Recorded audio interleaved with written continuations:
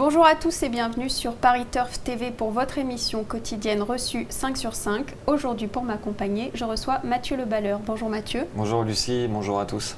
On va donc partir à Châteaubriand pour le prix Synergie sur 3000 mètres. C'est une course européenne pour 6 à 10 ans. Ils sont 18 partants avec 2 échelons de départ. Et tout de suite Mathieu, on va vous demander votre pronostic. Alors mon favori Lucie, le 6 Tell Me No Lies, le 16 Vêtements, le 3 Paparazzi, le 18 Umberto Nacre, le 14 La Vida Loca, l'As Sirocco de Bougie, le 15 Tagada Tagada et le 5 Hudson Neretz. Donc vous l'avez dit en tête, vous classez le 6 Tell Me No Lies qui reste sur une belle victoire à Reims. On va d'ailleurs revoir ce succès. C'était le 17 juin. Donc voilà, on va le voir, c'est la casaque orange. C'était une belle victoire tout de même. Oui, voilà, il s'imposait vraiment dans un bon style. C'était le cheval de la course ce jour-là. Il n'avait pas déçu les parieurs. Sur la piste un petit peu bizarre de Reims, on va dire, c'est jamais évident non plus de s'imposer là-bas. Donc le cheval est resté dans les meilleures dispositions depuis. Il découvre à nouveau de très belles conditions de course en tête. C'est un cheval maniable, un fils d'Oshford Dream. On sait que le père déféré des 4 pieds, c'était un lion. Lui, c'est ce qui se passe aussi. Franck Nivard s'en sert à la perfection. Donc moi, l'hippodrome de Châteaubriand devrait parfaitement lui convenir. Avant le coup, moi j'y vois vraiment une première chance. Bon, il lui faut vraiment le bon parcours, mais si c'est le cas, sa pointe de vitesse finale devrait à nouveau faire des ravages. Base intégrale dans le tiercé, on va dire. Base intégrale, oui, vous êtes très chaud. Ouais, je suis très confiant. Et il n'a pas de fausses notes à son actif, donc non, tous les feux sont ouverts. Juste derrière, vous classez le 16 Weissman qui lui va tenter la passe de 3. Weissman, il est vraiment au top. Il a repris du moral un peu en province, sur 2 victoires corde à droite déjà sur des profils plats. Déféré des 4 pieds, lui c'est pareil, il se transcende. Au printemps, il a réalisé de drôles de trucs aussi à Vincennes. Un coup dans un bon lot, il s'est imposé au terme d'une super fin de course ce jour-là dans un très bon style. Donc lui c'est pareil, sa forme est vraiment au beau fixe, donc avant le coup on peut foncer avec un bon parcours. Lui c'est pareil, il devrait jouer activement la victoire. C'est une autre base solide. Très solide, il faut toujours rendre la distance, ce qui est jamais facile, mais bon avant le coup on peut foncer aussi. Eh bien pour étayer vos propos, on va écouter ce qu'a déclaré son entraîneur Franck Kahn à Arnaud Lecomte et il est assez confiant, on l'écoute. Je viens de gagner à Toulouse un grand prix devant Henri Simère, donc c'était très bien. Par contre, avant, il m'avait fait des petites blagues à Vincennes à cause d'erreurs de manipulation, des bouche-oreilles qui a pas plu, et puis après un lasso que j'avais pas mis. Donc les 2 fois il était qualifié, c'était pas vraiment de sa faute, mais la forme est là, quoi.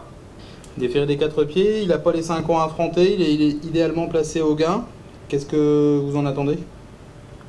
Disons qu'il faut être assez fort à Châteaubriand, parce qu'il faut beaucoup de tenue, donc il ne faut pas faire trop le premier tour, mais après il peut faire un bon dernier kilomètre, il adore ça, il adore être caché. Je pense qu'il est capable d'être dans les 30 premiers. Et pour la victoire, vous pensez que ça peut être possible aussi? Il peut tout aussi bien s'imposer. C'est un trotteur qui a été jugé digne de participer au Critérium. Donc forcément, avant le coup, il possède vraiment beaucoup d'atouts dans son jeu. Juste derrière, vous classez le 3 Paparazzi qui lui vient de s'imposer en Suède. Voilà, il a réalisé vraiment un superbe hiver. Il a gagné une course. Après, il s'est placé à 2 reprises sur les 2007 ou les 2850 mètres de la grande piste. Après, il ne devait plus avoir trop d'engagement, donc il est retourné en Suède avec plus ou moins de réussite. Après, comme vous l'avez dit, il vient de s'imposer dans un lot beaucoup moins relevé que ceux qu'il rencontre aujourd'hui, mais il le faisait quand même bien ce jour-là. Il bénéficie d'un engagement de choix en tête. Dominique Lopneux s'en sert parfaitement. La tenue ne lui fait pas défaut. Avec lui, on peut aller devant, on peut attendre, employer les 2 tactiques, ce qui est aussi un avantage.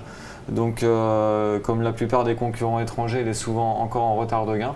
Donc moi c'est pareil, j'y vois vraiment une première chance. Puis ses déplacements en France sont généralement fructueux. Voilà, à chaque fois qu'il s'est déplacé en France, c'était avec une grande réussite. Donc non, juste une perf à Enghien, pareil, c'était un lot de qualité ce jour-là où il décevait.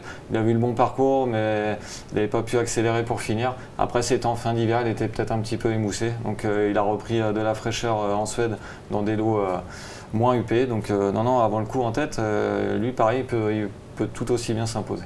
Une autre base donc, juste derrière vous classez le 18 Umberto de Nacre qui reste également sur un succès. Voilà, ouais, on a vraiment affaire à des chevaux en pleine possession de leurs moyens. Umberto Nacre c'est vraiment un chic cheval, il répète toutes ses courses, puis c'est pareil cet hiver, il n'a cessé de se mettre en évidence. Il est maniable dans un parcours. le train soutenu devrait servir ses intérêts, et si c'est le cas, la longue ligne droite de Châteaubriand devrait pleinement jouer en sa faveur.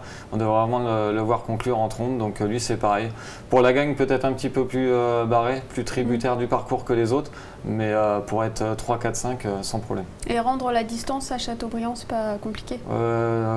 Comme sur tous les hippodromes, ça reste toujours assez compliqué de rendre la distance, mais c'est un hippodrome très sélectif avec une longue ligne droite, donc les meilleurs chevaux s'expriment. D'accord. Et enfin, en 5e, vous classez le 14, la Bidaloca, qui elle n'a pas été revue depuis le 15 mai. Bon, on ne reviendra pas sur les circonstances où elle a été déclarée non partante la dernière fois, par choix de son entraîneur. Mais la Bidaloca à Vincennes, les 2 coups d'avance, c'était pas mal. Après, j'ai une petite réticence par rapport à sa candidature, c'est que c'est une jument qui s'élance très vite. Elle courait sur les 2700 mètres de la grande piste, donc elle se retrouvait vite, bien placée. Et après, souvent, pour finir, elle en avait un petit peu assez, comme on dit, et elle sauvegardait des accessites. Là, il faut rendre la distance. Donc, il faudra qu'elle contourne le peloton. C'est pas une grande courageuse, elle a 10 ans.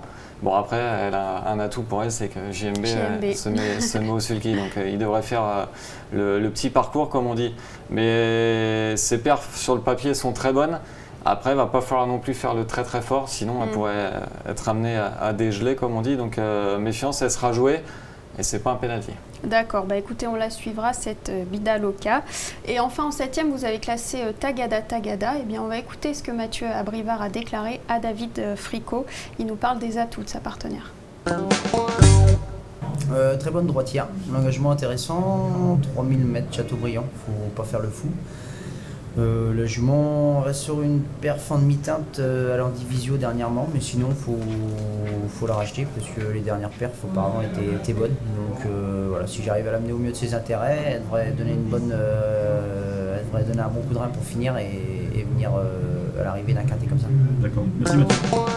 À l'arrivée du quintet, vous la voyez plus loin? Bon, la dernière fois, on a fait un petit peu fort avec elle. Elle était sur ses fins quand elle s'est mise au galop. On la condamne surtout pas sur cette tentative. Elle a très bien fait dans le Trophée Vert cette année, avec Mathieu Abrivard d'ailleurs au sulky lorsqu'il gagnait l'étape avec Aumois. Et là, le seul petit bémol, c'est qu'elle restera ferrée. Alors que toutes ses meilleures performances ont été réalisées sans ses fers. Bon, après, elle compte quand même quelques perfs avec ses chaussures. Donc Mathieu, comme il a dit, ne va pas faire le fort. Et à l'issue d'une sage course d'attente, elle peut venir choper la 5e place. Après, mieux, ça sera ferré, ça sera plus compliqué.